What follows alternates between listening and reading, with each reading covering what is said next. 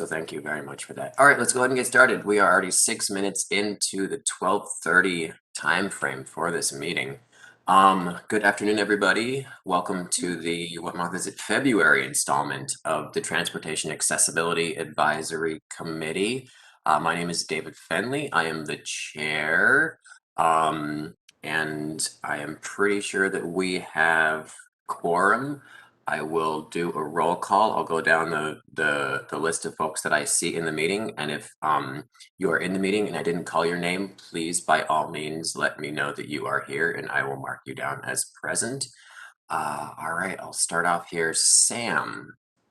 I'm here. Awesome. Claudia. Here. Diane. Yep. Patty. Here. Rachel. Here. Daryl. Here. Carrie. Here. And Heidi. Here. Did I miss anybody? TAAC members. Is the number ending in 29, is that you, Doug? Nope, that's not me. 612 phone number ending in 29. 612-219-7929 is Jeff Baines. All right, Jeff. There we go. I'll take that as you are here, Jeff. Perfect. Thank you. I had trouble getting on today. I don't know why, but it wouldn't let me in. Well, you are here now, and that's what makes me happy. Did I miss any other TAAC members? All right, perfect. Now that we have a quorum and most people are here, I would entertain a motion to approve the agenda. This So is Claudia. moved, I will Jeff approve. Second it. All right, so I have Claudia moved and then Sam seconded. I will do a roll call vote. If you approve the agenda, say aye. If no, nay. Yes or no works too. Sam? Aye. Claudia? Aye. Diane? Aye. Patty? Aye. Myself, aye. Rachel? Aye. Daryl? I'm trying to pull it up right now. Aye.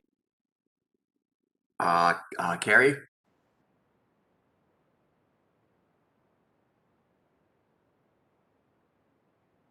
I'll come back to Carrie. Heidi, you can always give me a thumbs up too, if you want. Aye. All right, I see Carrie's aye. I hear Heidi's aye. Jeff? Aye. Perfect. Passes unanimously.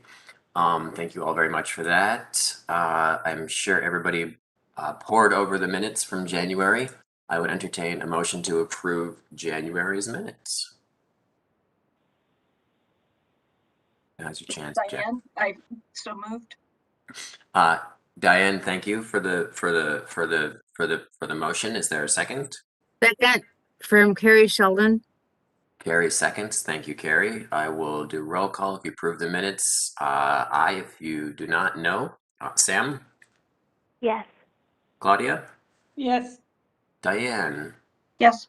Patty? Aye. Rachel? Yes. Daryl?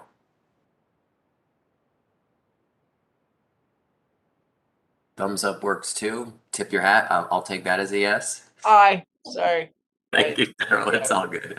Carrie? Perfect. Heidi? Aye. And Jeff? Aye. Fantastic. I don't see any other TAAC members that have joined, but I will give them a chance to if anybody else joined and wants to let me know. All right, perfect. All right, let's dive right into the agenda. First on the agenda is the priority seating update. I'm going to say a couple things about this before I introduce Ange. So we have been working very closely with Metro Transit staff. There's been a subcommittee or subgroup that has been working on our priority seating campaign. It has been going relatively well. There was a little bit of a snafu a few months ago where a video that was produced by this group was released in an inaccessible format. That was a mistake. The ball was dropped. We have remedied that and been assured that that will never happen again. We also have put in place or are working to put in place formalizing the relationship between any subgroup that is formed by TAAC and Metro Transit. So something like this will never happen again. It really can be chalked up to essentially miscommunication. And that I have been assured will never happen again. I will do my part on behalf of TAAC to ensure that we are fully engaged with Metro Transit staff. We also have had the assurance that any materials produced in collaboration with TAAC or a TAAC subgroup will have final approval by that subgroup before anything is released. So that issue has been put to rest. The subgroup will continue meeting and producing materials related to the priority seating campaign that we are currently working on. And now I would open it up to Ange to give us an update on where we are. I think we're going to watch a couple of videos too. But Ange, by all means, please take it away. Thank you, David. I really appreciate your time, and I appreciate everybody else's help with this project. Going over a little bit with what David had shared, there was an internal let's try this again. Internal miscommunication. Something was released that wasn't supposed to be released. They chose the wrong video. We're working on steps, but we've made some changes to the point of moving forward. Metro Transit's marketing and creative team are now going to be instituting audio descriptions and closed captioning on videos moving forward that are publicly released. This is a big step. I want to call out and give thanks to Guthrie, who helped formalize the information, and Creative Services has adopted it. In the meantime, since we're working on the priority seating videos, we took some of the footage from that and instituted it into some of our how-to videos that were created, so that priority seating and those of the accessibility communities are represented in the how-to ride videos for bus, light rail, a new accessibility video. The old video was from 2016 and needed to be put to rest because things have changed. And I'm going to highlight 3 of those videos that came up. Now, keep in mind that these videos are actually Metro Transit videos that updated it, but we wanted to make sure that this community was included in that. So some of the video footage that was taken when we were originally doing the priority seating videos was used for these videos to demonstrate how we all engage in public and how we should be a larger community. Does that sound good to the rest of y'all? So Yep, sounds good. So Jason was kind enough to help me with this. So Jason, if you could play the first video.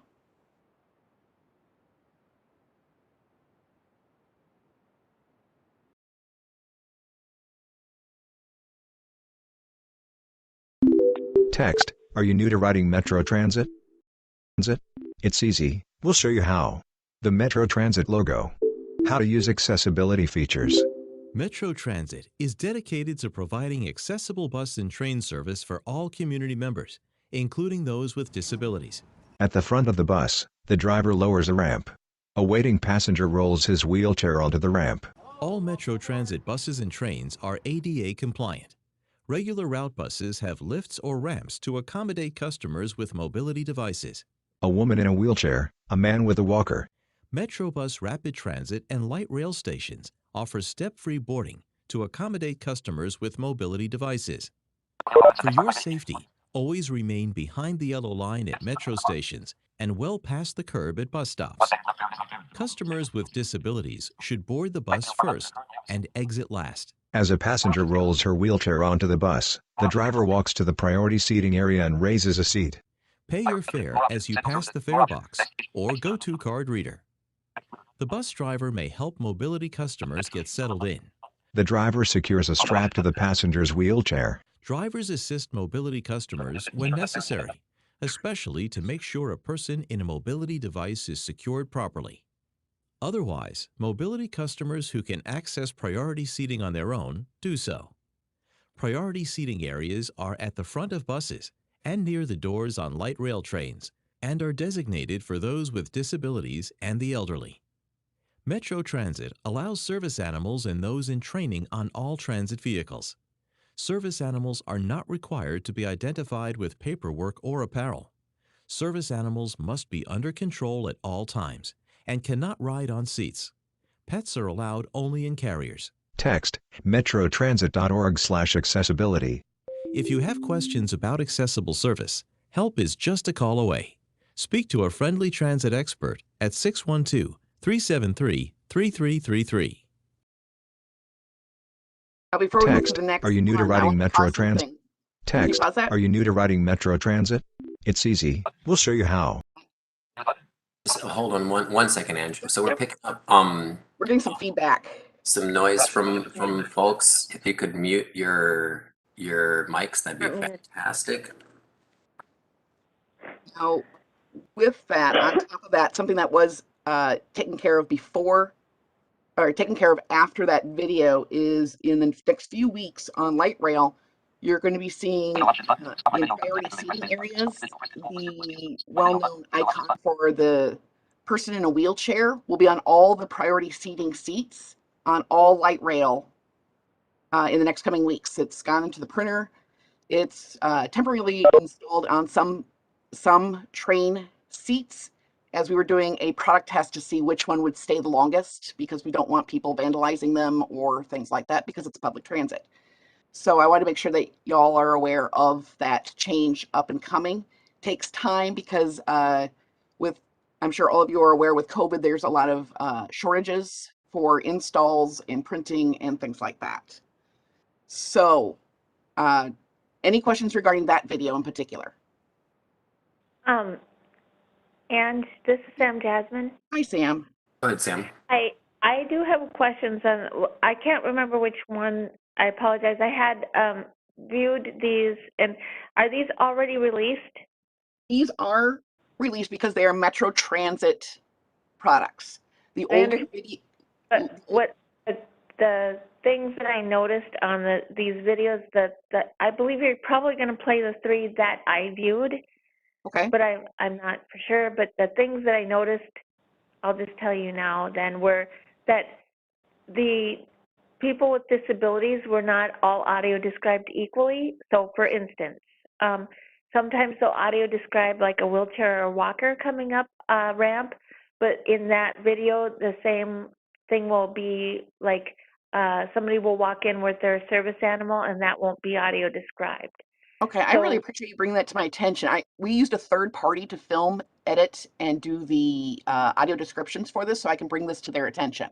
Yes, and the third thing that I wanted to bring to your attention was, and this is really important, I think, is that in one of the videos, it actually shows somebody moving for somebody with a service animal, but it doesn't audio describe it. And I think that's the whole point of the video, that Okay. somebody is moving. Thank you very much. That's very helpful information. Okay, thank you. Yep, and I wrote it down so I can present it back to the Thank you. people. And if I find my notes, I'll tell you which video I saw it in, but I apologize. I know what it was, this one, and I think I know which one the other one is. Okay, and you might, just an afterthought too, sometimes the volume of the audio description and the volume of the quote commercial itself was not at the same level, so sometimes you had something significantly quieter. So you might just have them, I don't know who's engineering these, but you might have them check that. As a radio engineer, I'm kind of particular about that kind of thing, so That you know. piece of advice is very useful, so thank you. Unlike the priority video, which was done internally, these were done externally. The old videos for these how-to were produced in 2012, so it was a real strong time to do the updates, and we decided to fold in priority seating information in each of these videos because they might not see the accessibility, but they will see the how to ride bus or how to ride metro. So along let's go ahead and go to the next one. Thank you, Sam.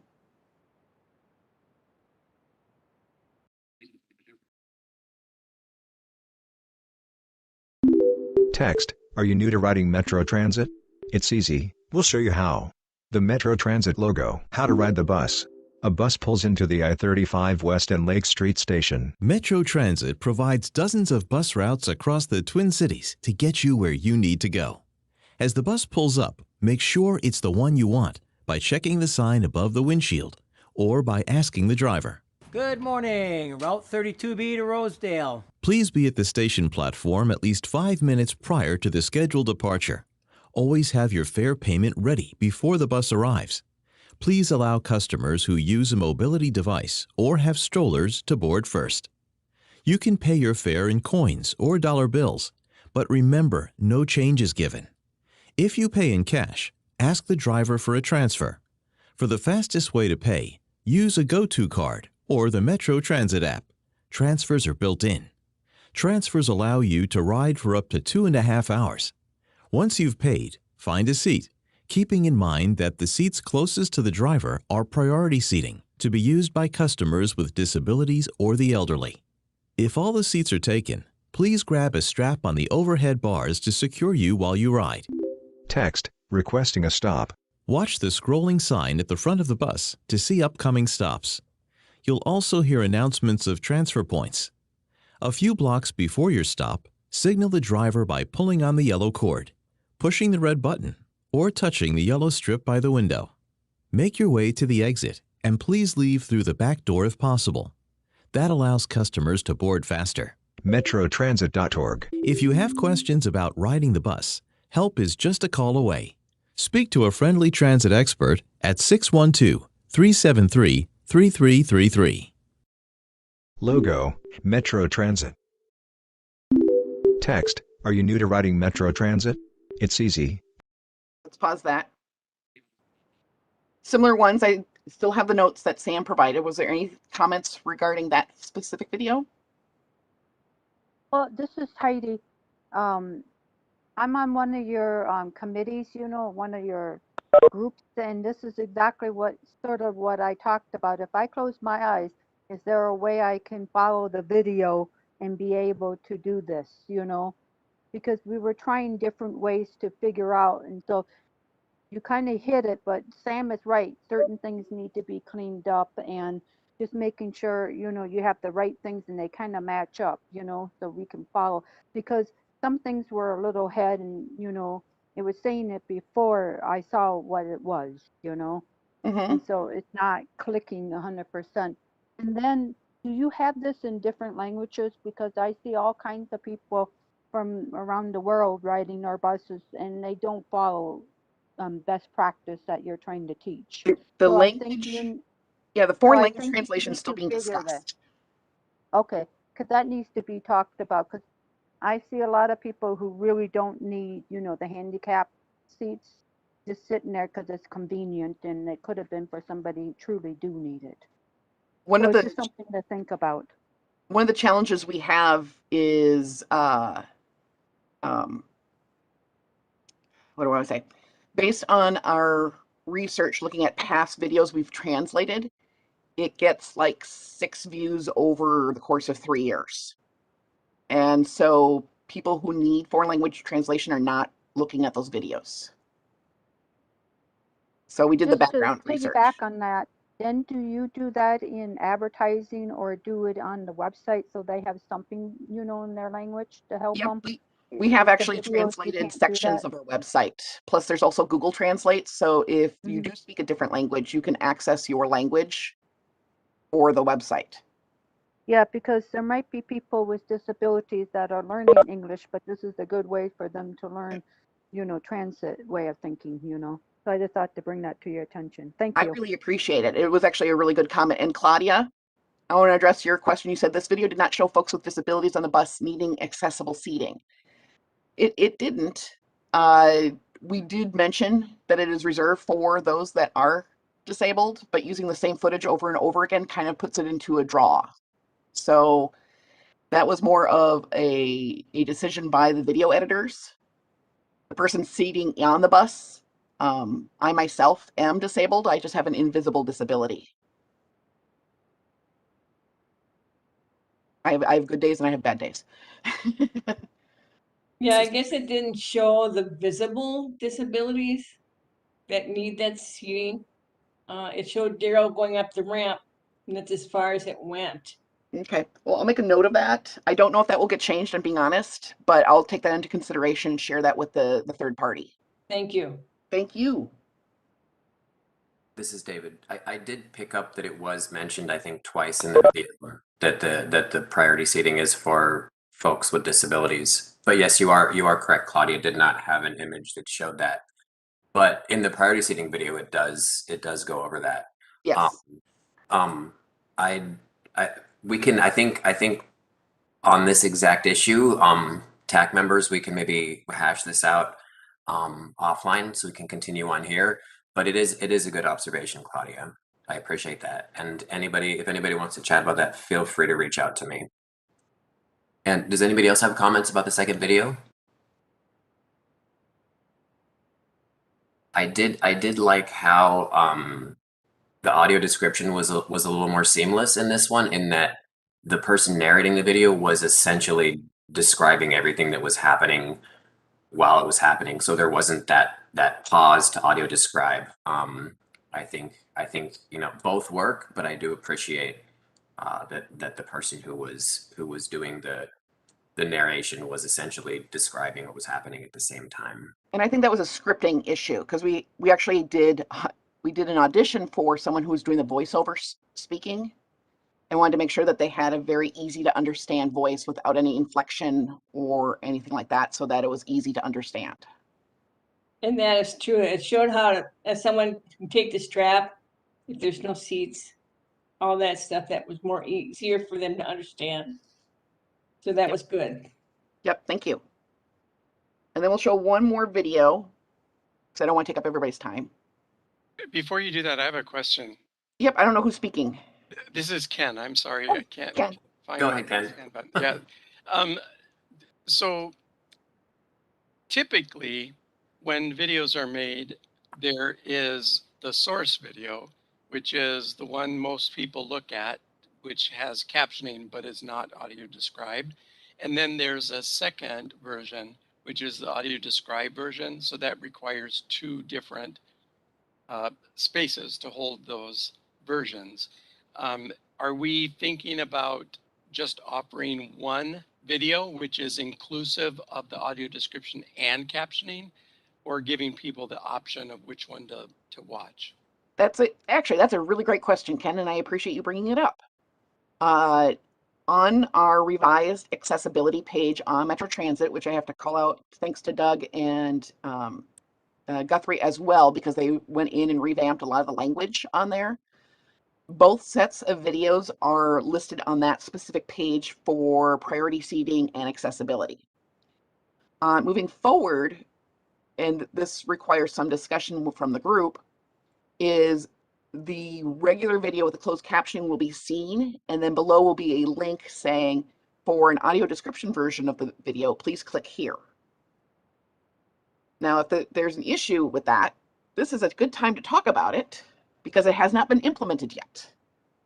Because I want to hear Ken's opinion on this. I'm very curious. Please keep in mind, I'm doing a lot of education Sure. on behalf of the TAAC to the creative team and things like that, because they don't understand. They don't have family that are disabled or anything like that. So there's a lot of trying to explain and show perspective that a lot of them don't have or never have encountered. Sure. Thank you. Yeah, so off the top of my head, I think we have a couple of opportunities here. So it's always been historically that there are separate videos, one for those that are interested in audio description and one that is not. If we're really following the spirit of the ADA and the spirit of equal accessibility, this is separate but equal. And that's typically not embraced by the disability community. So there could be an argument, a strong argument made that we should be putting forward one video which is inclusive for everybody. And we're doing a couple of things. We're introducing the fact that audio description exists to users that don't know what audio description is. I doubt that very many sighted people would even realize that they're listening to an audio described track. They would just understand better because there's more to listen to. But I think that would be a good argument could be made that we are modeling the behavior of providing one inclusive video as opposed to providing separate but equal videos. That would be my bend, and I would lean towards having one video. That's probably it's less space to take up. It's less production value to utilize, and might be a little bit of a cost savings. But I think for us also to model the behavior that we would hope to see in other videos would be another really good thing for us to model. This is Thank you, Sam Ken. Jasmine. Thank you, Ken. Go ahead, Sam, and then I'm gonna say something real quickly, and then I'll go to Andy. I see Andy, your hand is up. Go ahead, Sam. Okay, so I would strongly agree with Ken, and actually the one video would really, to me, that's really the only choice that should be made, in my opinion. For one thing that I feel like most of the time the response I get when people of the general public hear an audio described video is, oh, hey, I get more out of it now, or as Ken says, they don't even realize, they just know they're getting more information. But the other thing is, in the future, if things get released, that there's no confusion, and if they're released publicly, it always should be released with the idea that you don't know who's listening publicly. It could be anybody with a disability or without. And so to be accessible for all, that's what you would do. Thank you, Sam. Thank you, Sam. I see you put your hand down, Andy, but you did type your comments into the chat. I'm happy to read that, but if you want to talk, you can. I can address this as well. So Andy put in the comments, there are people with sensory disabilities who find audio description distracting and difficult to process. I think this is true in a situation where it's an afterthought to the video. So the video is produced, and then the audio description is laid on top of that, where it's kind of choppy and it comes in with a different voice. I think if you compare the two videos we just saw to each other, the first one was an example of, I think, Andy, where you're right, where folks with sensory disabilities could affect them. The second video, where it was incorporated it was seamlessly incorporated into the narrator. And I think Ken and Sam, I'm on board with both of you. One video. I don't think that there's a legal mandate for that, but I think that it is the best practice, and it is disability rights to not be to separate but equal. So I'm on board with you two. In the long run, frankly, it will just save time and money too. If you incorporate things from the beginning, you have one video, it's not an afterthought. But Andy, your point is well taken, and I would entertain other comments from TAAC members as well. So perhaps a great solution from combining what Ken, Sam, and Andy had suggested is that instead of using AD as in like a hired service, because that's what Metro Transit has to use to have it, is just have it as part of the script. So it's just one voice, one volume moving forward. Is that what I'm getting from everybody? I'm asking clarifying questions so that we're all on the same page. This is David. If it's properly described, then yes. Okay. Because I can share that with our copywriters moving forward. That's kind of the challenge we have, is that there's an educational time that happens. The AD is new to us. We're implementing this moving forward. We're hiring a third party, and we appreciate everyone's patience moving forward. Yes, you all know this. Yes, you've shared this with past Metro Transit people. I'm acknowledging that. But with Doug's help, Guthrie's help, and mine, we're actually moving forward in that direction. Does that make sense? Yeah, and this is Ken. You know, that is the best practice is if we can incorporate into the script all of the visual elements that are being utilized in the video itself. That's the perfect solution. Then Yep, I there's think no so too. need. Then there's no need for that audio description. But when there's video or visual things being implemented that don't get talked about or identified in the script, that's when it becomes necessary to have equal communication and equal meaning for all those that watch. I also think one other option, which is also a best practice, is we could always publish the transcript for these videos as an alternative to those that find the video, whether the described version or not, is too confusing because it has too many words, too many pictures, and someone then can read the transcript as an option. That's another best practice that can be used. I'll leave it at that. Thank you.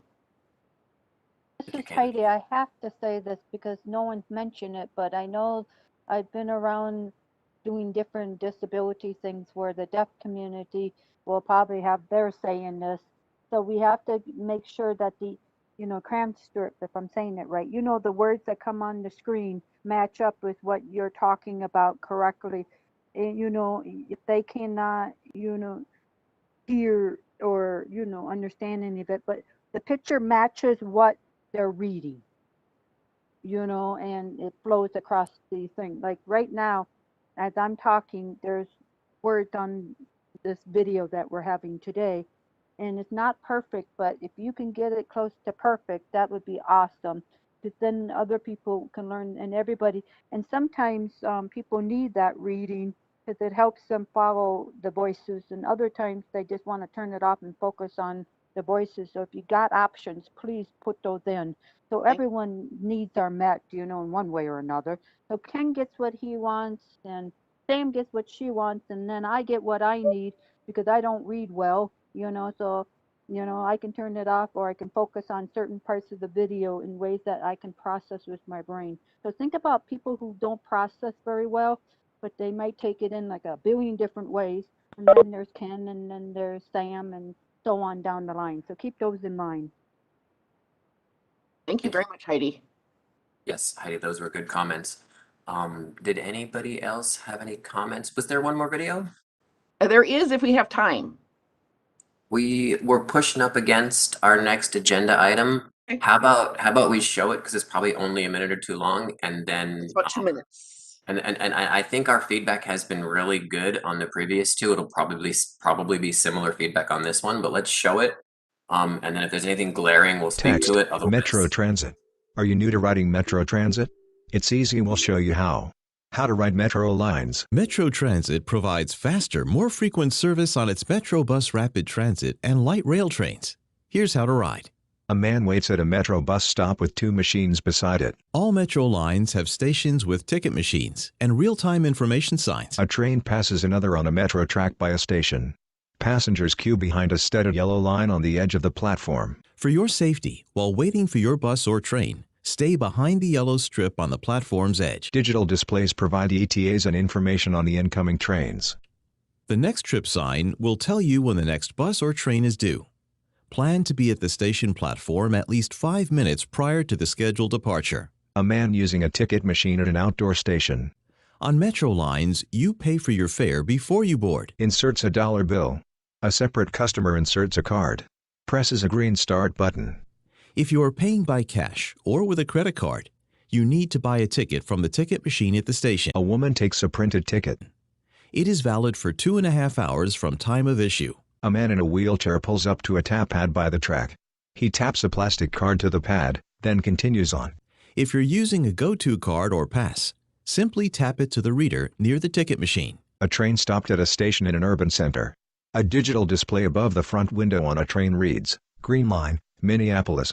Displays on the side doors show the same. In downtown Minneapolis, confirm whether you're boarding a blue or green line train. They both operate on the same tracks. Check signs on the side or front of the train to ensure it's the right color. A woman in a wheelchair boards the train. A couple gets up from their seats and the entire row folds up, providing a handlebar and space for the wheelchair. When the bus or train pulls to a stop, board through any door and take a seat, noting that a priority seating section is reserved for disabled customers and the elderly. A loop strap hangs from the ceiling. If no seats are available, please use the straps hanging from the overhead bars to secure your ride. A policewoman checks tickets. A woman shows her on her smartphone screen. Transit police officers may come through the bus or train to verify that you have paid your fare. Another woman hands her a printed ticket. Have your ticket, transfer, go-to card, or pass or Metro Transit app ready to show to the officer if asked. 2 more passengers in motorized wheelchairs board the train. If you qualify for a reduced fare, also have your corresponding ID available to show to the officer. Each Metro bus or train has signs that display the next station. Audio announcements are played as well. Light rail lines serve all stations. A long bus pulls out of a station. The Metro buses stop at stations only on demand. A man on board near the back touches a strip of yellow between 2 windows that reads, "Press to signal."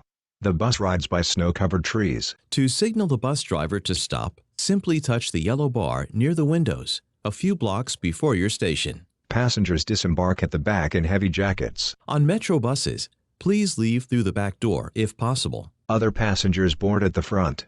This allows customers to board in the front, speeding up the boarding process. Text, metrotransit.org/metro. 612-373-3333.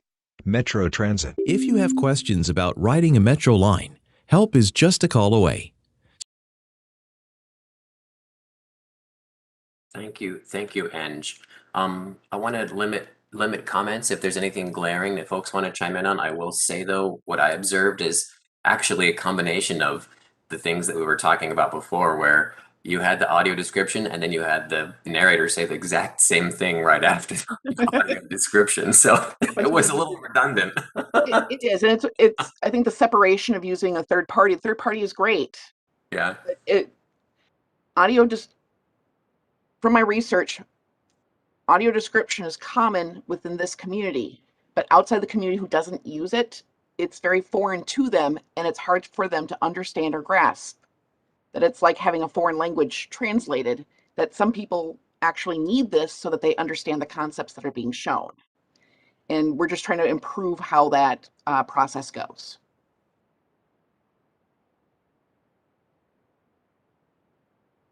And this is Heidi, and we still need to work on matching those things up, because I would hear him say it, but then the picture didn't match it. So if you're trying to teach somebody for the first time, it's kind of like you're losing them a little, because it's after the fact, and I'm already at the bus stop when you're teaching me to go to the bus stop, you know? It's kind of like it was off a little. So just keep that in mind. That will throw some of the people with processing off when they're trying to figure out ABC 1, 2, 3. And I think it's more than 5 minutes. I think you should be there at least 10 minutes, because you don't know if the bus is going to come early. You know, you didn't give a lot of wiggle room, you know, because in Minnesota, you never know. So you just want to prepare yourself, and maybe you could talk about that when you do your videos, you know, like, you know, make sure you have all your information and make sure you're there in plenty of time. Because 5 minutes is not nearly enough. I know for a fact. Well, what I'm going to be doing is, you guys have been so helpful. I wrote probably 2 pages worth of notes from the comments you guys gave me. Now, as a note, just to manage expectations, these how-to videos are probably going to stay in place. But I'm using this as a tool to describe to the rest of the creative team how we should do moving forward. Because I know that other things that are coming up are videos on how to use our online tools, which will have audio description also added, like for next trip, using the app, things like that. And so knowing this, we can actually improve this process even further with, you know, a single voice script and things like that. Are you going to do one for calling the transit too, and how to use some of that stuff for people who... You mean Metro Mobility? Well, no, transit, you know, when I have to call the transit, I say, you know, I'm going from this spot to this spot, you know, what time do I need, you know, so they can get kind of like what numbers to push and how it works, you know, and, you know, because not everyone knows all this stuff, you know, that you offer And a nice little video would be nice to, you know, like you can call in and, you know, and you kind of show it, you know, or somehow tell us. This is something to Heidi? think about. Can I jump in here, Heidi, real quick? So we're a little short on time. I think that is a perfect comment for the subcommittee to bring in its ongoing work with the marketing department. Daryl, I saw your hand up, and then can you? This will be the last comment on this, and then we'll move on. Yes, can everybody hear me? Yes. And to you personally, I want to give you a personal thank you and a great kudos to your team. And I know I've been hard on you a little bit as the process goes forward, but I do want you to know that I look forward to improving this process, and the fact that you're there, and the fact that you have a couple good colleagues beside you that are working along with you to implement what TAAC does expect going forward. If you're choosing to work with us and collaborate on videos or even a larger campaign such as what we chose to embark on, I'm glad you're there, and I look forward to what comes out of it. So I want to personally give you a thank you, and continue encouraging you to work with us, even though it's difficult at times. Thank you so much. Thank you. Thank you very much. This is David. I'll just reiterate what Daryl said and also offer our expertise to Ange and your team. It's good to have somebody who's an advocate in there, Ange, allowing the information from us flow to your folks at marketing. But you know, you can always reach out to us for our. We have a ton of expertise. You know, a lot of different disability experience here. So at that.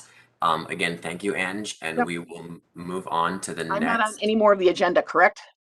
No, you can. Okay. I actually have to go. I have a doctor's appointment I have to head off to, but thank you, y'all. Y'all have a good one, all right? Thank you. Thank you. All right. Thank you. So next up we have Council Member Chamblis to give us an update on the police work group. We heard I think it was about 3 months ago, December. We had an introduction to it, and now we have the council member themselves here to give us an update on it. So the floor is yours. Well, thank you. I really appreciated hearing the priority seating videos and understanding some of the concerns. Before the pandemic, I was an avid light rail and bus rider, and have used and really support using the bus system and having it be available to everyone. So thank you for allowing me to be a part of this meeting. And I would like to just share with you a little bit about what our Metro Transit Police Work Group has been up to. I understand that the meeting that you had back in November, our staff presented to you the police work group activities, and then heard back that there was an interest in being involved and listed as an advisory committee and stakeholder as a part of the process. The Metro Transit Police Review Work Group was charged with looking into our policing policies, practices, and relationships. And that work would inform our ongoing efforts to improve transit security and customer experiences on our region's transit system. Topics that you all raised were regarding facilities and training of employees, which includes police officers, community service officers, and bus rail operations to work with people living with different abilities and multiple abilities in a better way. In terms of facilities, improving the lighting for safety so that people can see better where that is needed, and questions about when facilities are open or locked. So, you know, you don't get stuck or stranded somewhere and then not have operations working as expected. So we really appreciate the feedback that we received from that meeting. And I want you to know that when we conducted an extensive community engagement effort before our police work group even started, we talked about addressing pedestrian crossing safety and consulting with people of different and multiple abilities before installing safety features and accommodations. And we also wanted to continue to convene and engage the riding community by utilizing the community planning committee that we may form as a recommendation of this group afterwards to ensure that riders' voices are heard in the design of a safe transit system for everybody. Next slide. So our plan is to report back to the Metropolitan Council by the end of this month. And we have 2 more meetings left, February 11th and February 25th, to convene, where we will be developing high-level goals and also coming up with some recommendations for Metro Transit and Metro Transit Police. We also were going to do another update that is scheduled for February 16th.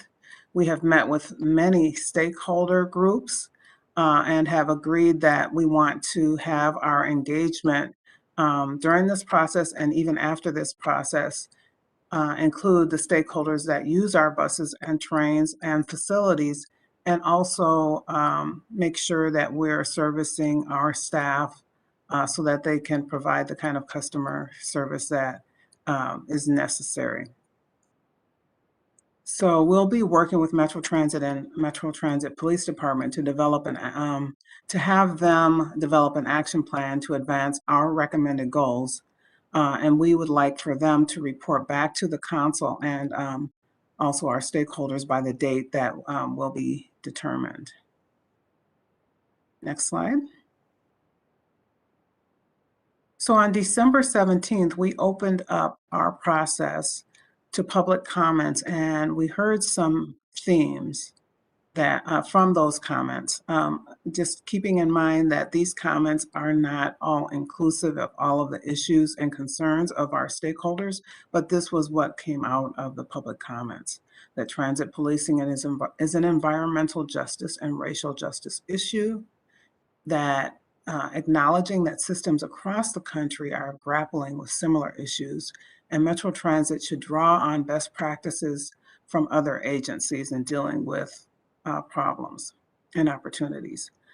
That route reliability and frequency are key to perceptions of safety, and that we need to, and that Metro Transit has needed to reduce service due to operator shortages as a result of the pandemic and some of the other issues that are happening in our communities now. Experiences with poor behavior and conditions on vehicles and platforms have been too common, and there have been too few officers visibly present to ensure a feeling of safety. There were concerns about officer training by staff. I know there's extensive training that is done by staff, but because of the pandemic and the shortages, there are fewer in-person training, and that may be impacting the quality and frequency of training, or more so the frequency of training. There are concerns about officer retention, the stress that's due to the pandemic, and wanting to investigate why and what the issues are regarding retention and why officers are leaving for other departments. They wanted better working conditions for both operators and police officers and community service officers, including better and improved communication between operators and police, and to ensure that there's reliability and responsiveness. There are concerns about the treatment of riders, and that includes youth, and how the use of force is performed by Metro Transit Police Department.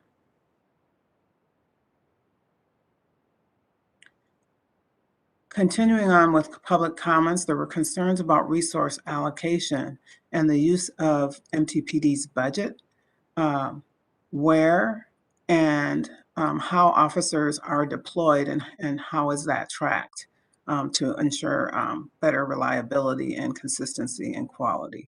Considering other conditions when improving safety, such as equitably distributed, clean, heated, well-lit shelters, impacted the perceptions of safety. And then also conditions about fare enforcement and recommendations and considerations on reducing transit fares so that more people have opportunities to ride the bus. And there were issues with administrative citations for fare evasion and utilization of resources where we're having police officers conduct fare evasion issues versus community service officers or other authorized personnel. There was a request for more effective and frequent public engagement and communication amongst all stakeholders, including at the county and municipal level, and a need to bring community lived experience into our policy making efforts and practices. There was a lot of discussion about our community service officer program and the need for more ambassadors and trained personnel, some supporting the general direction of unarmed personnel who could put more focus on customer service, connecting people to services, and de-escalating situations. The expansion of CSOs might be a step in the right direction, but some said that they're only available mostly to people on a law enforcement track. So looking at how to incorporate and expand that CSO program was an item for consideration. And concerns about CSOs carrying weapons by some, and concerns with the MTPD officers being armed on the light rail. So not necessarily having consensus in that arena, but it did come up in the public comments. Metro Transit, they said, needed to provide more information on the program goals and performance for CSO officers.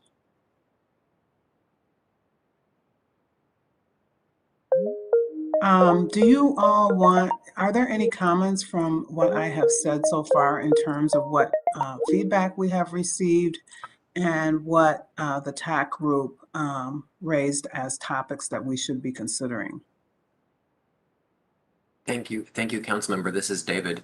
I want to jump in real quickly. I see Daryl. I see your hand. I think that folks are going to have some feedback here, so I just want to make sure that you wait for acknowledgement from myself before you begin speaking, because I want to make sure that everybody has a chance to speak at least once who wants to speak before we move into second comments. And I also don't want more than one person speaking at a time, so please wait for acknowledgement from myself before speaking. Daryl, go ahead.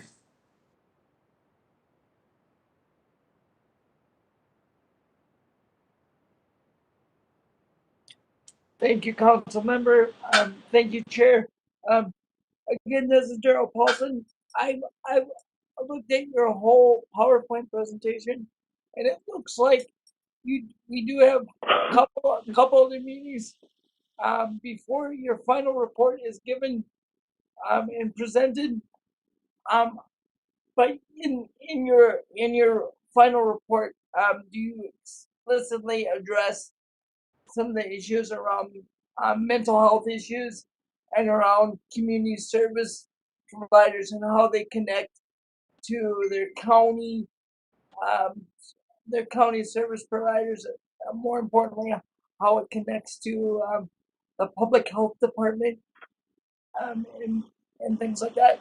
And do you work in collaboration with those groups, and how often is a report generated to the council and to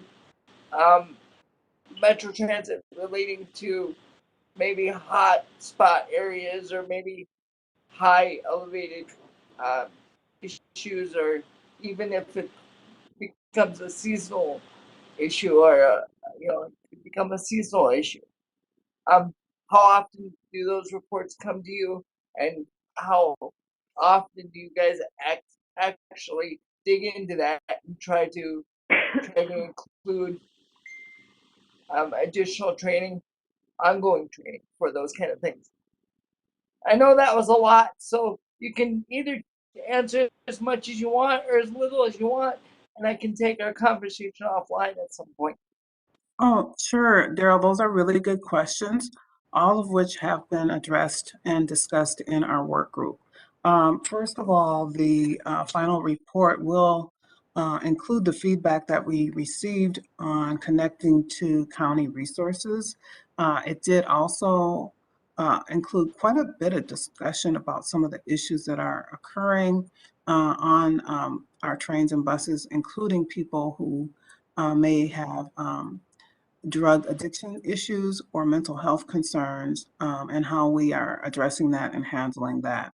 And then also connecting to other service providers did come up, including county, at the county and local levels, and even nonprofit agencies who are working to support us with handling those issues on our light rails and trains and buses. So yes, that is going to be part of the final report and the comment data in the report.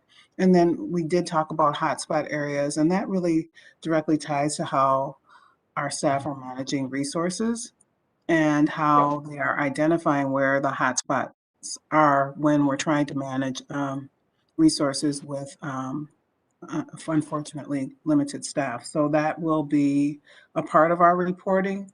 And we did talk about the frequency of getting data and information from staff so that Met Council and our stakeholders can respond and reply. So thank you. And I'm open to talking with you further afterwards if after this meeting. Yeah, absolutely. I'll give you my contact information, or I'll put it in the chat a little bit. But one or you can send me an email too at Met Council too, in case I can't grab it. one follow-up caveat to that is that the county pours a lot of resources into providing TAP assistance or to providing go cards to folks in the community.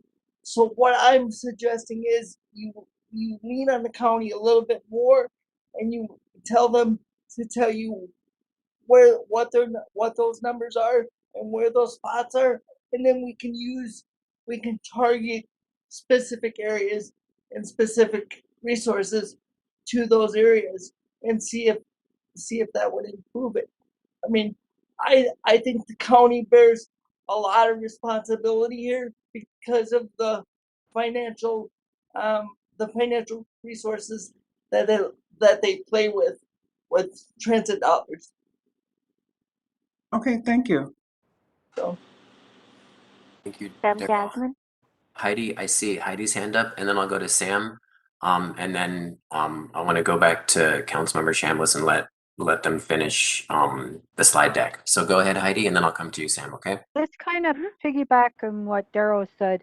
Some of them are low income or homeless people too, and they might have multiple different problems.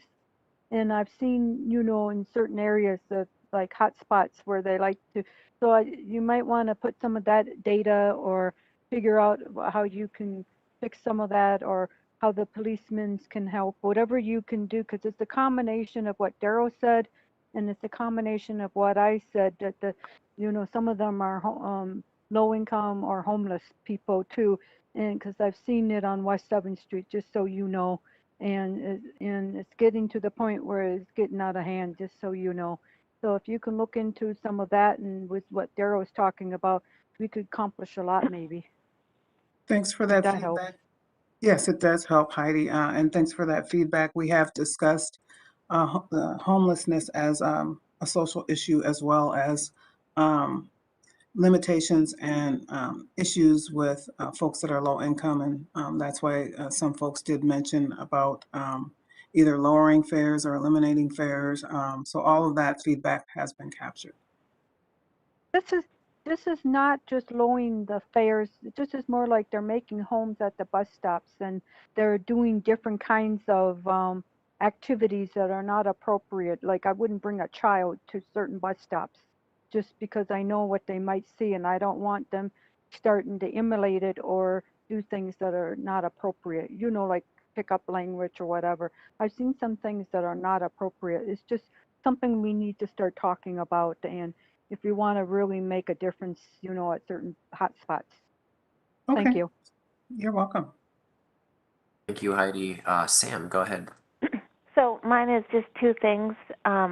Number one, just to piggyback on what Heidi said, I had gotten several comments during the thick of COVID time with that in regards to the cleanliness in bus seats regarding people riding all day, or et cetera, and wondered if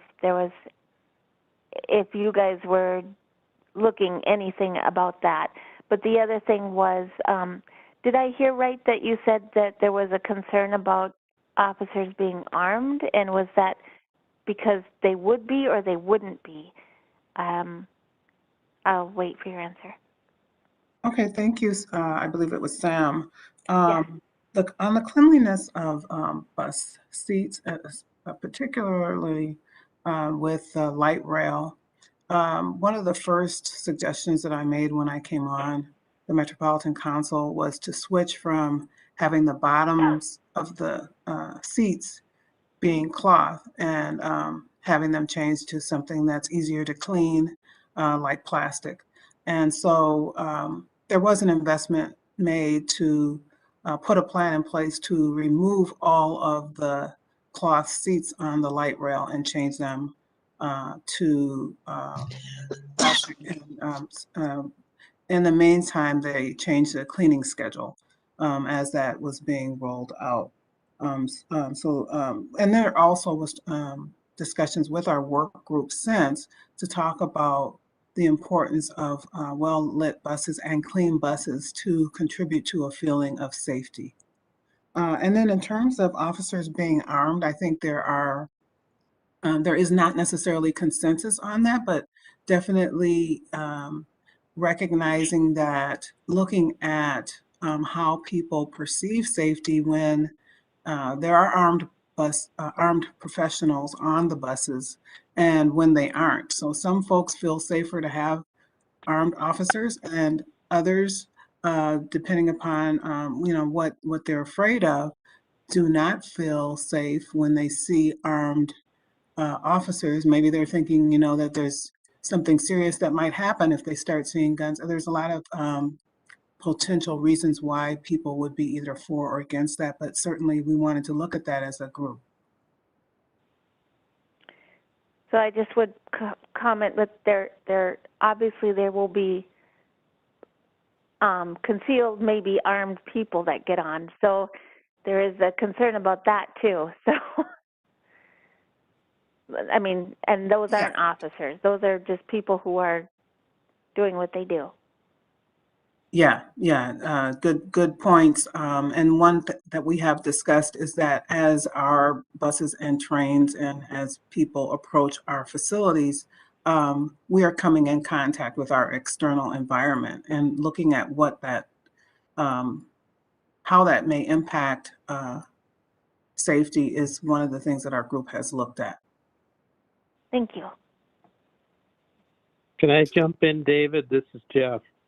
Yeah, Jeff. So one last comment from Jeff, and then I want to let the council member finish the slides, and then we can have maybe a couple more after that. But we're a little bit over. So go ahead, Jeff. Just on the officer retention issue, I'm very concerned about this issue in regards to the metro area as a whole. As you know, they're having trouble hiring police in Minneapolis. The officer retention issue, the city of Roseville is offering $5 more an hour to police officers, 3% pay increase, COVID bonuses. this is a complex issue, I understand, in terms of staffing, but is there any movement in the legislature? What's the Met Council doing in terms of funding for this? Because I think it's going to become more and more of a crisis. Good point. Well, we're in the process of collecting information through this review right now and looking at what the best approaches and recommendations are to resolve some of the issues, and definitely officer, and not just officer retention, but even bus driver retention. Attracting them and retaining them is a concern with shortages across the region and even across the country. And a lot of the approaches have been to increase pay, have hiring bonuses and incentives, also to, like for bus drivers, allowing them to start full-time instead of part-time, which was done in the past. So we're definitely looking into that issue as a part of our police review, but it was these were issues that were addressed even prior to the police group starting up. Well, thanks for your response. I'll be in touch because I just think this issue, there needs to be some intensive lobbying at the legislature about this particular issue. Because all the plans in the world that we're trying to make around safety are going to go nowhere if we don't have people that are willing to do these jobs and get paid well to do it. I would agree. I would agree. Thank you, and I welcome an engaged conversation with you on that. Sure. Thank you. Okay, so I can move on and talk about our guiding values as we work to come up with some recommendations to improve the quality and safety of our light rail and bus and facilities. And the key words that came up with the feedback of our different stakeholders was that there be dignity, fairness, just, anti-racist, quality, efficiency, having a positive impact, a systems level approach, working with all stakeholders that are impacted, and having a community sense of accountability, as well as addressing safety and security. As we're creating solutions, looking at our values and principles and coming up with criteria for setting goals and developing recommendations and strategies, including safety and security as a value on transit, dignity and fairness for all, working to rebuild confidence in the quality of our transit and making sure that that confidence is impacted across our stakeholders, and valuing the broad diversity of the community we serve, including those of different abilities, race, ethnicity, gender, and age in the conversation and in the solutions. And applying an anti-racist lens and practice to this work, often excluded, but community impact, very important. So having an equity lens is very important. Next, please.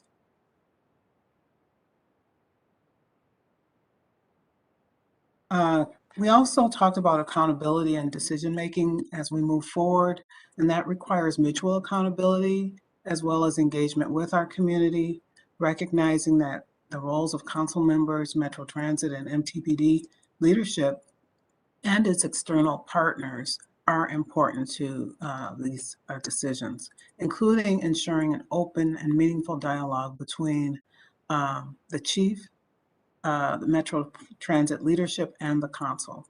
Stakeholders are the key to our success and to building strong service and into building strong recommendations, both internal and external stakeholders. We want to be responsive to the feedback. It's not enough to just accept the feedback, but we need to follow best practice, best public participation practices, and follow up to let our stakeholders know what was done with their feedback and the actions that will be taken as a result. It's important to recognize, as was discussed in terms of issues that our community issues, that we need to have a systemic level approach, not Band-Aids that are not really going to get to the root causes of the issues, and it's going to require that systems level approach. We want to ensure that any recommendations we put forward have positive impacts and aim to reduce the negative impacts on our key community stakeholders, and consider that we get and use our resources efficiently. And that includes making sure that we have the number of officers and providers, service providers that are needed, and also the dollars to support the needs and to address any issues or concerns. We want to make sure that our recommendations are also realistic and doable, especially considering the complexity and the internal and external factors of our work and the conditions on our facilities, buses, and trains.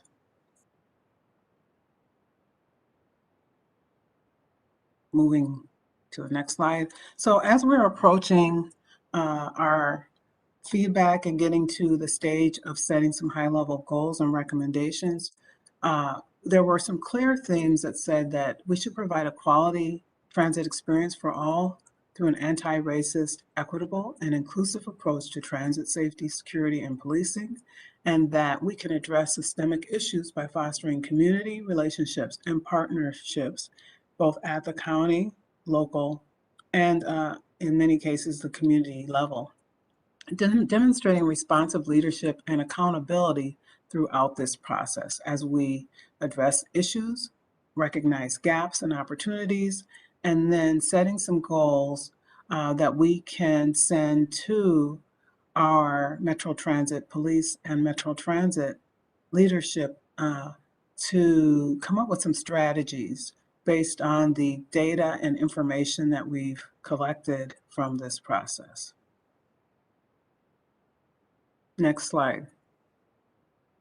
So at this point, I want to stop and then ask if there are any comments or questions regarding what you've heard today. This is David Fenley. I see your hand, Ken. Go ahead. Sure, thank you. And Councilmember, I really want to key in on the very first point you made in terms of this second half of your presentation. I wholeheartedly agree and strongly urge the focus on all of these points that you made. And I didn't hear in either the first part of the presentation or second part anything being brought up about education. I ride the light rail frequently prior to COVID. That's how I commuted to work every day, back and forth, ride the bus. And I've seen, even though I'm blind, I've seen a lot of odd behaviors on the train, a lot of inappropriate behaviors. And I sometimes wonder if we shouldn't be approaching this like we're approaching the priority seating campaign with an aim towards education and clarifying expectations of behavior when people ride in community, like on the train or bus. So I oftentimes see that there is tension when individuals get on this shared experience and approach it as if it's an individualized experience. And public transportation is not individualized, it's a shared experience. So if we embarked on a campaign, whether it be a print campaign, a video campaign, a poster campaign, or any other campaign that could describe the expectations we expect for people to behave when they ride in a shared experience, if that might help in some way clarify expectations for people that may not be aware.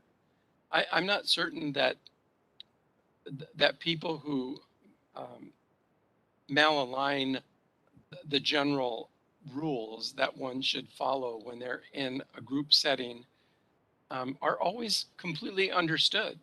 Might just be part of people's experience. And to be educated in a respectful and dignified way, I think might be another approach we could use. And I haven't heard anything to that effect. So I'd like to move that forward as an idea. Well, thank you, Ken. I think that is a great idea. This idea about having videos or posters or educational information is a way to put front and center what the expectations are. Whether people are aware of it or not. And it could also contribute to a feeling of safety when they hear that that is a value. It has come up in our discussions, and it's good to hear that it's coming up again. Yeah, and I also remember early on when the Green Line started, there were often audio announcements made that identified respect as an expectation for all riders. And I, you know, even though when those announcements would come on, and they would come on fairly frequently and regularly, you know, people often, I understand, kind of looked at each other and some rolled their eyes. But I think it's important that we identify what the expectation is and not just assume everyone knows.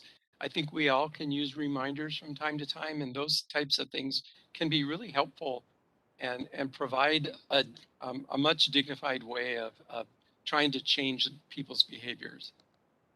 Yeah, I like that word, dignity, too. Thank you, Ken. I'm going to go to Carrie, and then Daryl will close us out on the comments for this agenda item. Go ahead, Carrie.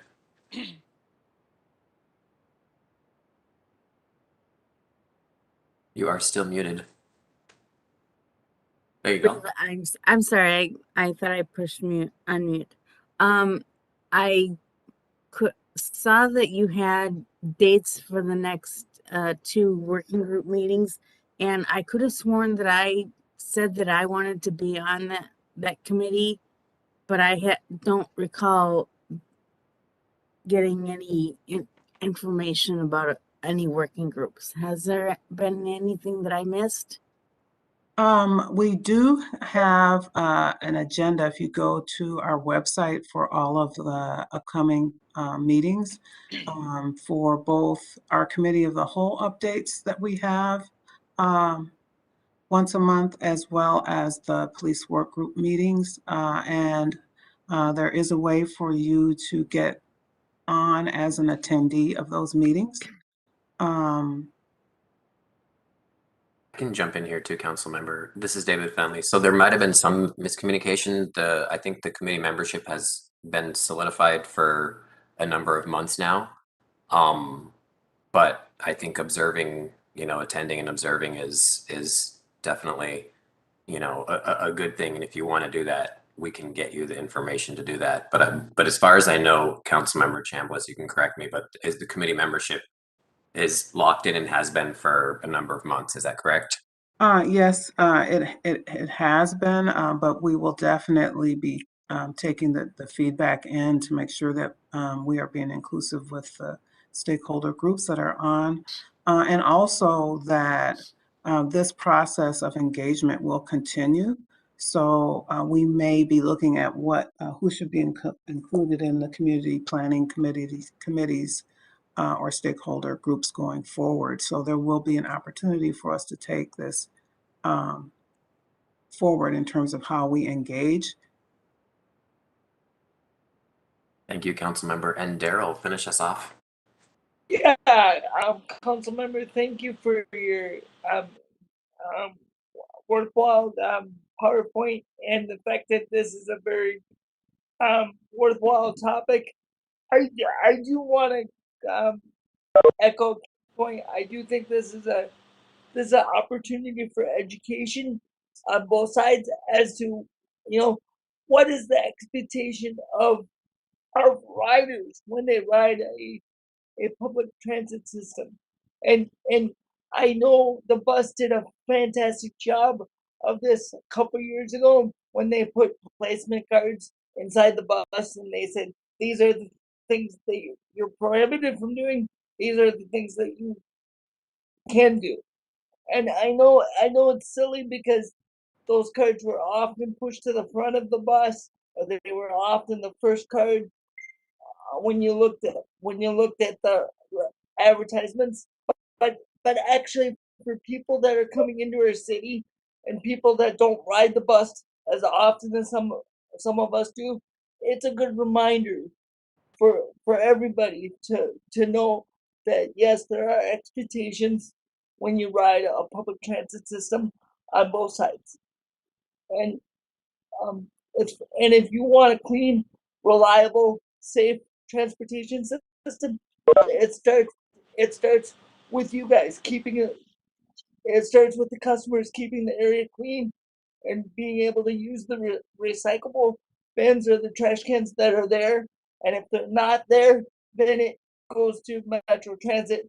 Let's place some recyclable bins there, some trash cans, so that the public understands that we expect them to keep that area clean and act appropriate when using our services. I mean, I think it's an excellent campaign that we could embark on together. But I also thought the priority seating was an excellent campaign that we can embark on together too. So I do think this is a fantastic opportunity for David to engage some of our committee members in the work that is very necessary, and I look forward to what comes out of it. Thank you for coming and presenting to us. Oh, you're welcome, Daryl. Thank you. These are great comments, and I do remember some of those campaigns, and it was refreshing to see, just like the same size as the ads, just little gentle reminders about, you know, what kinds of behaviors are expected. You know, keeping the music down, don't smoke. You know, whether or not you should eat on the bus. Those are just common courtesy things that it's just refreshing to see that. And having that place throughout the bus, not just in the front. Thank you Yes. all for your feedback and your comments. Feel free to reach out to me via email if you have additional feedback. I know that we have Lesley Kandaras coming on next, and she's also working very closely with me on the public safety group. So you can reach out to either one of us. Thank you very much, Councilmember. It's been a great time having you here. I absolutely love the comprehensiveness and the aspirational views of this work group. I'm going to forward you a little bit on the disability justice movement. You might have heard of it. Members of this group might have heard of it, but I think it will align very nicely with some of the points that this work group has made. That being said, I think you did provide a great segue into our next agenda item. Can I say one thing? Someone liked what Ken said, but Ken can't see it, so I wanted to say. Heidi, if you can do it in 10 seconds, yes. No, I just wanted to say that someone liked Ken's comment, but he can't see the hand clapping. Hey, Thank you, thank Heidi. you all. Thanks for the So I wanted opportunity. you to know that, you know, because you were having a good dialogue between each other, and someone liked it as they were talking. That's great. Thank you. And I will talk to you guys later, and open to hearing back from you as well, David. All right. Bye, Councilmember. Have a good day. You as well. All right, so we have Celina and Lesley. Apologies for making you wait, but I promise I will not rush you. I will adjust the agenda, the rest of the agenda items to give you all the time that you need to present to us. So take it away. All right, Chair Fenley, TAAC members, thank you for having us. I'm just going to briefly introduce Celina in this next item. You might recall when I was here in January, I was talking about some recent staff changes at Metro Transit, and one of those changes in mid-2021 was hiring Celina Martina as our Transit Equity Senior Manager here at Metro Transit. Celina came to us from Minneapolis Public Schools, where she served as the Executive Director of Engagement and External Relations. And before that, Celina actually worked for the council in the Regional Parks Department as their first Parks Ambassador. And part of why hiring Celina back in late June of last year was so important is it really was a milestone and kind of a culmination of several organizational changes we've made over the last couple of years to really try to elevate the equity work within Metro Transit and ensure that our equity manager and staff have meaningful influence over our work at Metro Transit.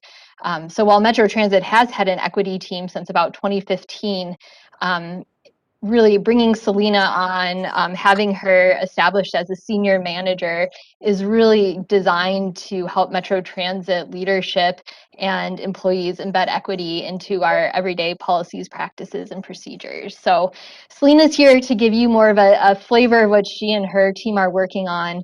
And I know we're both really interested in getting your feedback and thoughts and just continuing to think about how we can partner together more effectively. So with that, I would like to turn it over to Celina, if that's okay. Thank you, Lesley. Can you hear me? Yes. Yes, we can hear you. Good afternoon, Chair Finley and members of the committee. My name is Celina Martina. I'm the Senior Manager of Equity and Inclusion at Metro Transit. I use she, her, hers pronouns. I am in my mid-40s. I'm a Latinx woman. I wear glasses and my hair is light brown. And thank you again for making space for me to get introduced and share a little bit about the work that I'm, being part of here at Metro Transit. We have a PowerPoint presentation that I like to use. There you go. Thank you. So, it can help me structure what I have to share with you this afternoon. So I like to start by saying that equity and inclusion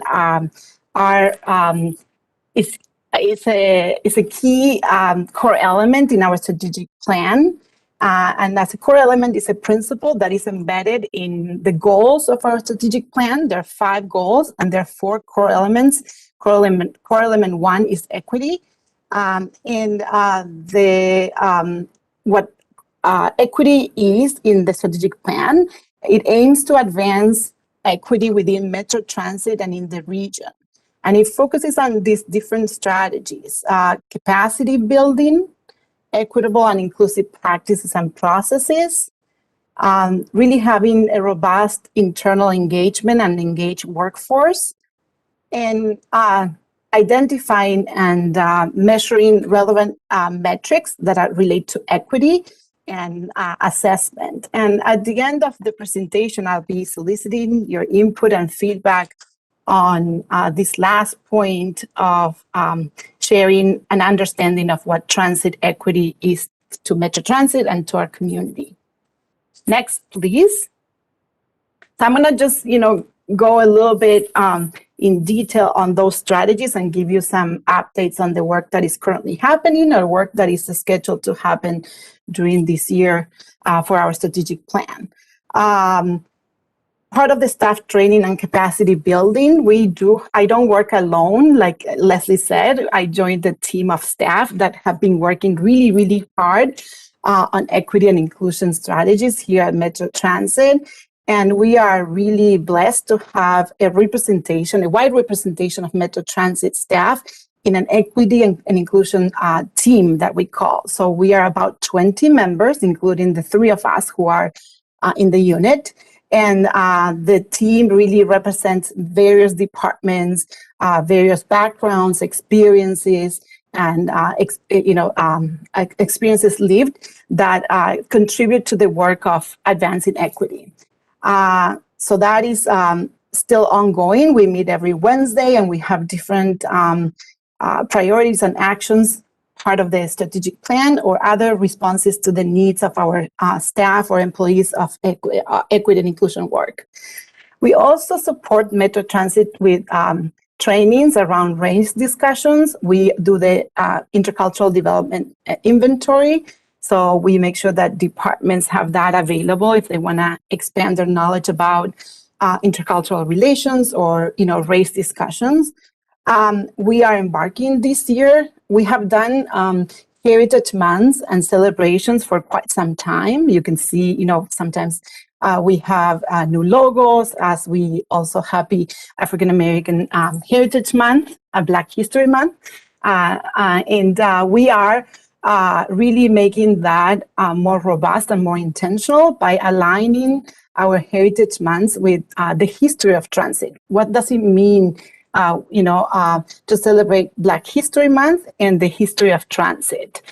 So we're doing that internally as we go around different facilities and engage with staff members who have been here for quite some time to tell us, their experiences when they started, how it has changed, some of the practices that have changed to make Metro Transit more welcoming and inclusive.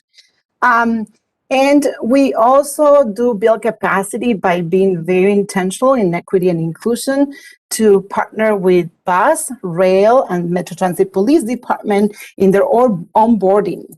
So as they onboard new members, new staff members, we, are intentional to introduce equity and inclusion, the work we do, who we are, and how, they can be supported as new staff.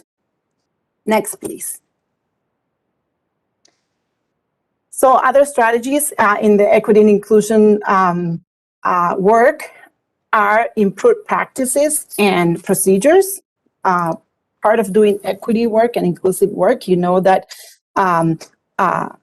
to make it really relevant, you have to make it system-wide, and the work has to be intentionally. So departments have to be involved in examining their practices, their procedures, and to make sure that they're fair, equitable for our staff and our riders. So some of the examples of, and this is work that is currently happening, but certainly we are moving forward to do deeper examinations of, our budget practices, how we make decisions, that to make sure that they have equity lenses. But examples are, we are expanding on the amount of employee resource groups that we have. We started, with Pride and Advancing Women in Transit. I think they were both launched pretty much at the same time. And now we do have more employee resource groups. We have a BIPOC, Black, Indigenous, people of color group that is establishing, and we are also forming an ability/disability. They're still, working on the name group for our staff. We also really want to, part of the strategic plan is to make sure that we are responsive to customer service and to, riders first. And that, examples of that is the work on better bus stops that really look at the gaps of experiencing of our riders, accessing adequate bus stops. And we put some effort to correct that. We have piloting apps that support our communities, disability communities, or the Blind community with wayfinding. So we're piloting that. And we continue to strengthen programs like TAAC.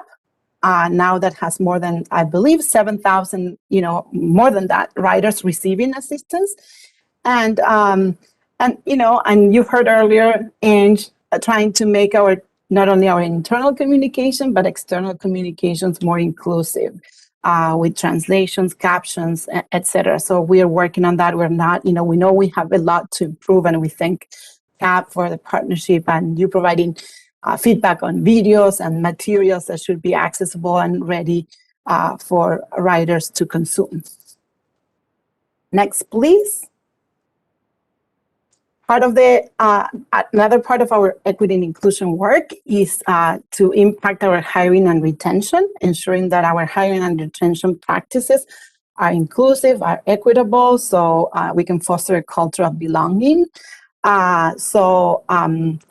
are partnering with different departments to improve how we recruit, how we attract diverse candidates, and have a pool that of talents that reflect our community.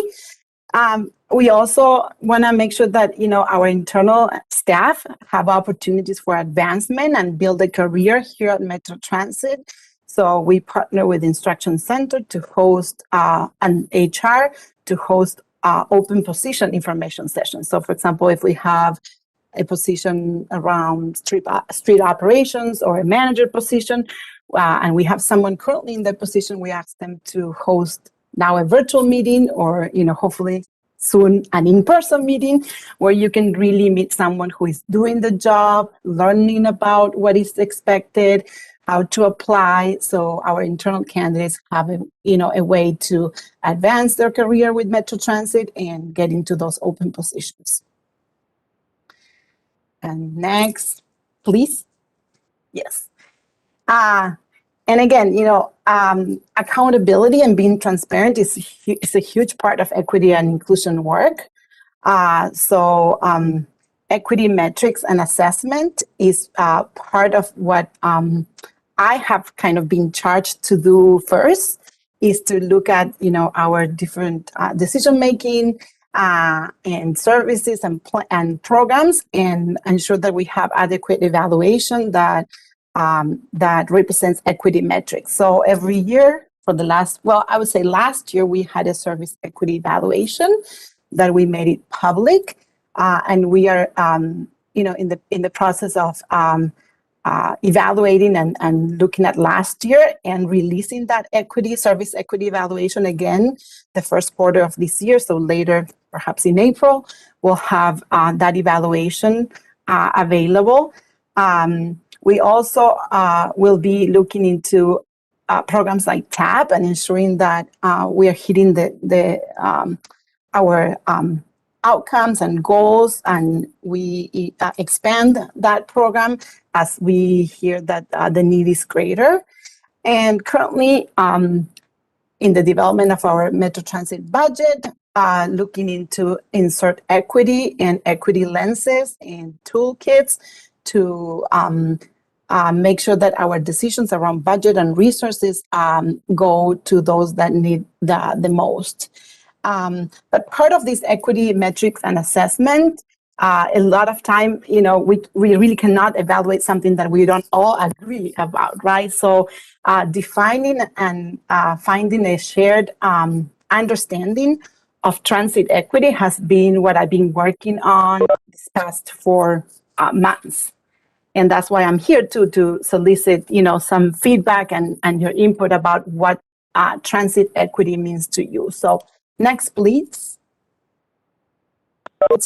I'll tell you a little bit about what, and Chair Friendly, if I need to be stopped, I know that I have too many slides, so let me know before I go into the transit equity if there are any questions.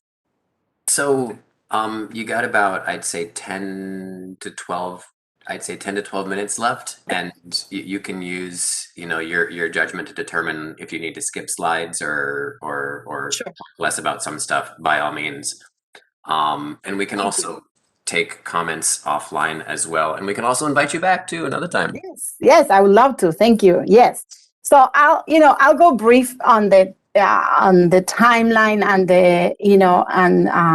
the process, but really, so you can go to the next slide, just to give you an idea, a visual idea on what we have been doing. So in October, a group of members of the Equity and Inclusion team, those 20 members that I shared about, but not all the 20, but just a subgroup of that, engaged in a lot of, in what I called a literature review. So we looked at scholar articles, we reviewed peer agencies, we looked into best practices, and also drawing from staff experiences to draft what we think transit equity, may mean to us. And once we had a draft, and again, it's a draft, it's not adopted yet, we began to do engagement and feedback. So during the month of November, December, we're primarily internal engagement. We went to different facilities. We created a form for people to give us their comments. We presented to hundreds of people. So I made myself available to present to many, many departments here at Metro Transit with this same presentation, and solicit input and solicit feedback about what, transit equity is to us. So once we have a shared definition, we can move into a better assessment of equity actions and so forth. So we are hoping to adopt definition. And again, that's not a final definition or statement. We know that this is an iterative process because what we knew about equity and inclusion 10 years ago is not the same as what we know today. So we know that it needs to be reviewed, needs to be checked on an annual at least basis. And then, dedicate the rest of the year to engage, inform, and promote what we mean about transit equity and how, it's a shared understanding as we develop the tools to evaluate equity. So I want to share just next, please, just high level input and feedback we collected from primarily staff. And this is what, staff told us that the transit equity statement should include. Should include a statement that really calls out who are mostly impacted by inequities, which are groups like BIPOC people, people with disabilities, women, and older adults, as well as LGBT. It's not included in this presentation, but that's the feedback we received. We also heard that the statement should acknowledge inequities, recognize work well done, and remaining gaps that need to be closed, and a strong commitment and responsibility to equity work moving forward. So with that, I'd like you to take some time, and I don't know if you want me to read it or someone else can read it for me, and take some time to read this transit equity draft. Please do read it aloud. I'm happy to read it aloud as well. Can you read it, Chair Friendly? You're probably a better reader than I am. Yeah. I'll gladly read it. And so just before we get into wordsmithing, I don't think we have the time or this is not the format to wordsmith this. I think maybe let's have folks hear it, digest it, and then we can provide feedback offline or invite Celina back to do an engagement where we give you more than 25 minutes, because you definitely need more than 25 minutes with us or something like this. All right, so the transit equity draft. Metro Transit acknowledges that providing safe, affordable, and reliable transportation increases opportunity. Transit services and programs should be built to equitably benefit all, especially underserved communities, including BIPOC, low wealth, women, people with disabilities, LGBTQ, and older adults. Transit equity requires identifying and addressing injustices and building actionable pathways to create a fair and more just future. Metro Transit is aware that transit decisions can impact the ability of underserved communities to find and keep jobs, reach medical care, access educational opportunities and affordable housing, and develop and maintain social connections, among other impacts. Transit services and investments can reduce spatial inequalities that contribute to racial and economic disparities. Metro Transit has an essential role and responsibility to examine all decisions impacting our region's access to quality transit, reducing existing disparities, and prevent further inequities by reviewing and revising policies, seeking partnerships with other responsible institutions, and improving planning and operational practices. That's a long sentence. Metro Transit's 2021 strategic plan includes strategies and actions to advance equity within the agency and in our region. And just for your awareness, I was editorializing when I said that was a long sentence. That's not an equity draft. No, that's okay. That's okay. And so along with this transit equity draft and the statement that we are, co-creating internally with all Metro Transit staff, and, again, soliciting your feedback and input, the next slide, if you want to move, it has some key definitions that we thought it would be great to further define that are included in that statement, such as, what do we mean by underserved communities? So those are local communities that have been historically excluded from transit decision making, and benefit while carrying disproportionate burdens. BIPOC, Black, Indigenous, and people of color. Inequities happen when a group or area is serviced, represented, or invested greater than another group or area based on access, power, and/or privilege. and special inequalities is the unequal amount of resources and services that can be accessed depending on the area or geographical location. So that really concludes my presentation today, and I would love to hear, questions, initial feedback, thoughts. Again, thank you for your time. Thank you, Celina. I'm going to just make one or two comments here, and then I'll open it up for members. First of all, if a member wants to comment, please try to keep it short. We are short on time. Please try to not repeat something that was already said. And I do want to give each person who wants to talk one opportunity to talk.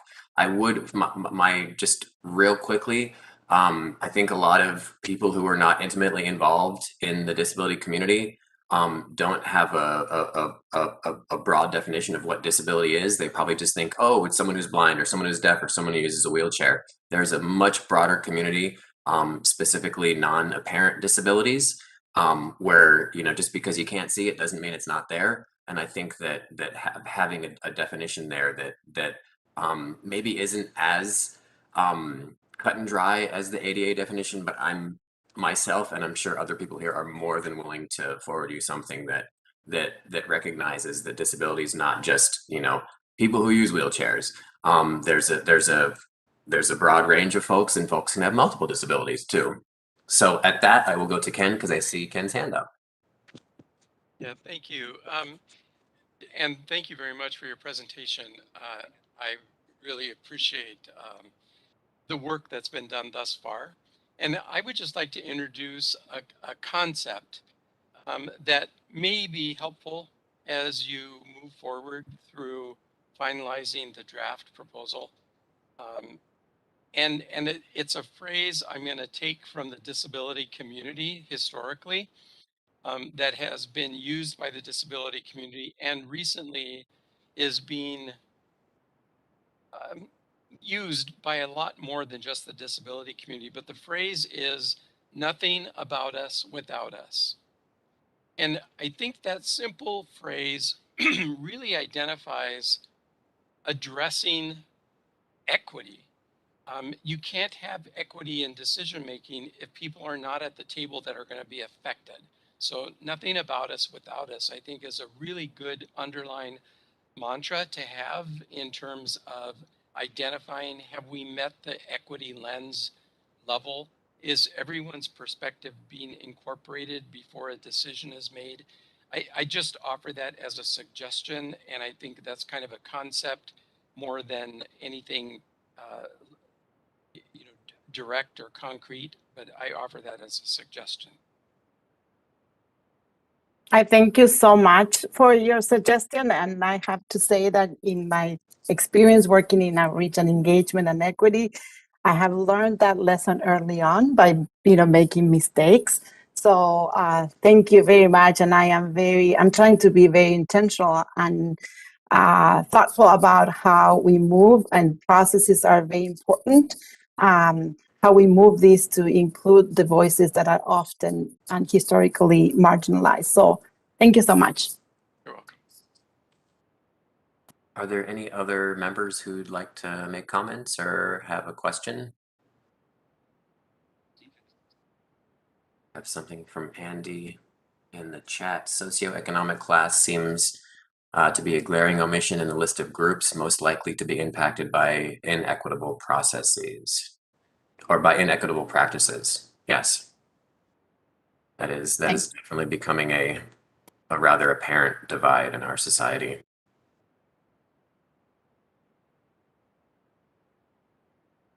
Thank you, Andy, for that.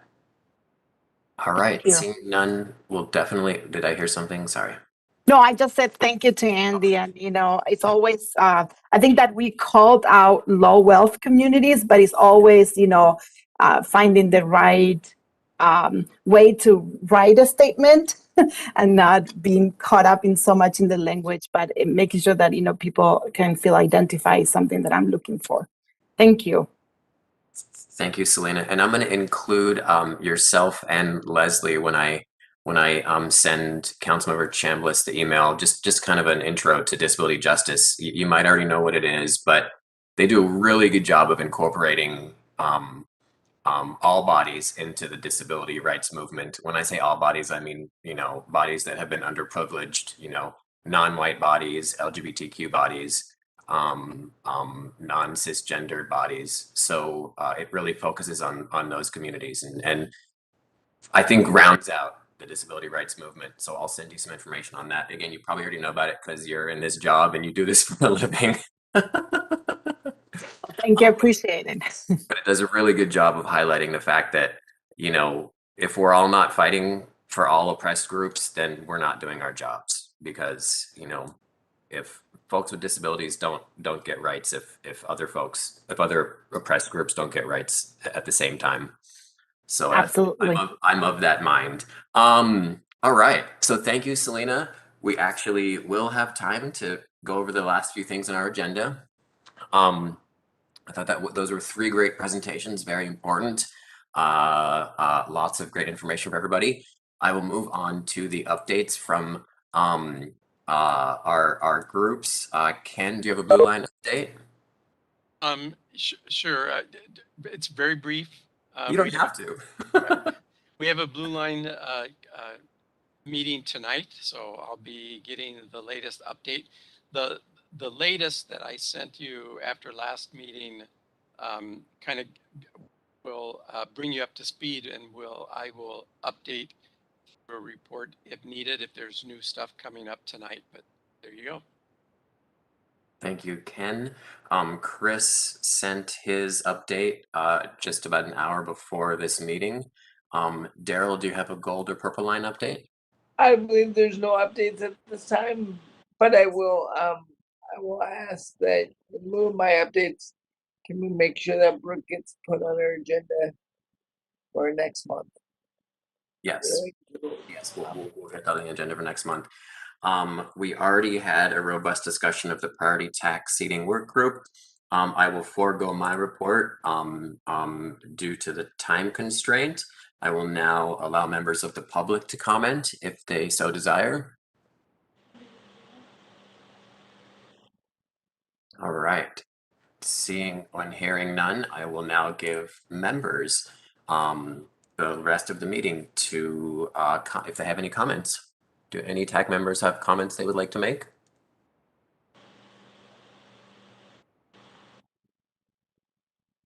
Man, y'all are being way too nice to me. I was sure we were going to go over this month. Yeah, I thought we were too.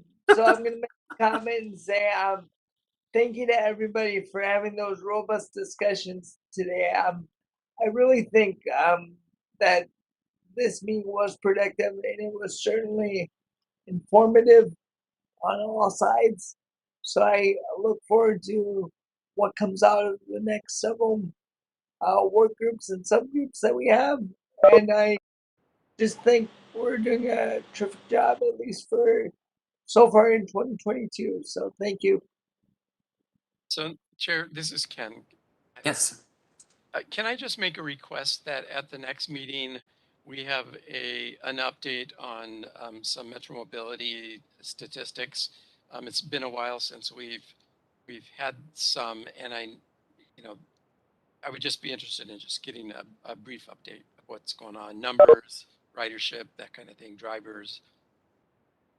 It'd be my pleasure. Any other member comment? All right, we are at 2:29. Thank you all very much for a robust discussion. These were all very important topics. I appreciate all of the expertise and experience that you all bring to this work.